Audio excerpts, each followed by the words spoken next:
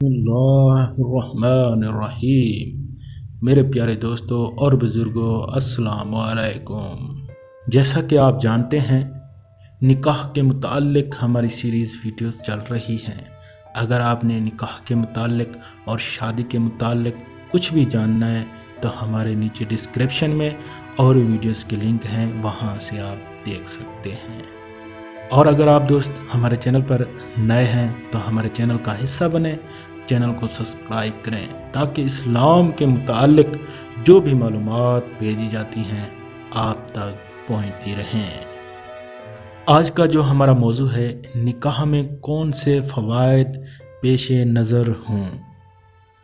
جیسا کہ قرآن اور حدیث کی روشنی میں ہم نے شادی کی اہمیت کے بارے میں تو جان ہی لیا ہے، مگر چونکہ انسان کی فطرت ہے کہ اسے جب تک کسی چیز کے فوائد معلوم نہ ہوں وہ اسے اہم نہیں سمجھتا۔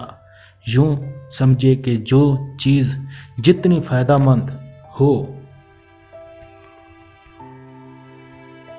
وہ اتنی ہی ہمارے لیے اہم ہو جاتی ہے۔ اس لیے شادی کرنے کے فوائد اور نہ کرنے کے نقصانات جاننا بھی ہمارے لیے بہت ضروری ہے تاکہ ہم اسے صحیح معنوں میں اہمیت دے سکیں۔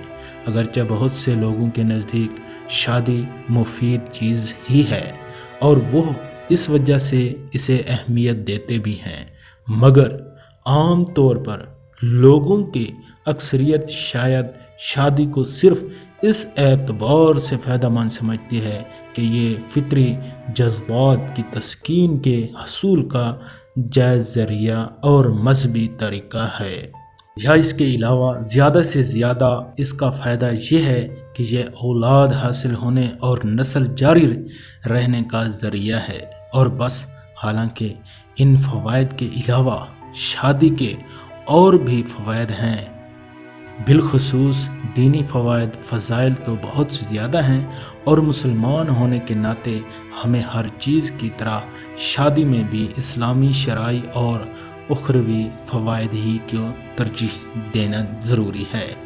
بنیادوں پر پیش نظر رکھنا چاہیے، بلکہ ہمارے پیارے آقا صلی اللہ علیہ وآلہ وسلم نے وقتاً فوقتاً شادی کرنے پر زور دیتے ہوئے اس کے جو عظیم فوائد اپنے فرامین میں بیان فرمائے، اگر ان میں سنجیدگی سے غور کیا جائے تو ہر عقل مند سمجھ سکتا ہے کہ اسلام میں شادی کی بہت اہمیت ہے۔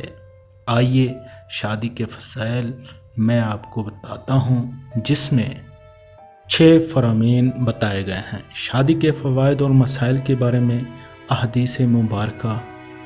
نمبر 1 ہے، جس کا ترجمہ ہے یعنی نکاح کر کے اولاد کی کثرت کرو کہ میں قیامت کے دن تمہارے سبب دوسری امتوں پر فخر کروں گا۔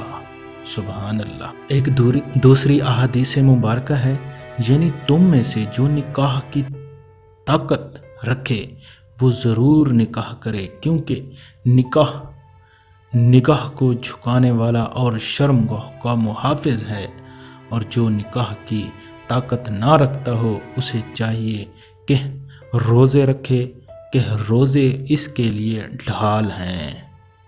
نمبر 3 پر ہے، جس کا ترجمہ ہے یعنی جس نے نکاح کیا بے شک اس نے اپنا آدھا دین بچا لیا، اب باقی آدھے میں اللہ سے ڈرو۔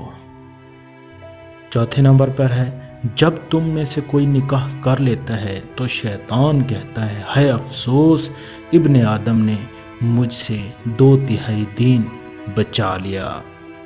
نمبر 5 پر ہے، دو محبت کرنے والوں کے لیے نکاح سے بہتر کوئی اور تعلق نہیں دیکھا گیا۔ شادی شدہ۔ نمبر 6 پر ہے، شادی شدہ کے 2 رکعتیں غیر شادی شدہ شخص کی 70 رکعتوں سے اور ایک روایت کے مطابق 82 رکعتوں سے بہتر ہے۔ اس آخری حدیث پاک میں شادی شدہ کے لیے نماز کے معاملے میں جو فضیلت ذکر کی گئی ہے اس کی وجہ بیان کرتے ہوئے کہا گیا ہے کہ جس میں علامہ عبدالرؤف مناوی فرماتے ہیں، غالباً اس کی وجہ یہ ہے کہ غیر شادی شدہ کے مقابلے میں شادی شدہ آدمی کے حواس قابو میں رہتے ہیں، حوصلے مضبوط ہوتے ہیں اور اسے خشوع و خضوع زیادہ حاصل ہوتا ہے، جو کہ عبادت کی روح ہے۔ سبحان اللہ۔ اللہ تعالی ہمیں ان سب پر عمل کرنے کی توفیق عطا فرمائے۔ آمین ثم آمین۔ اللہ حافظ۔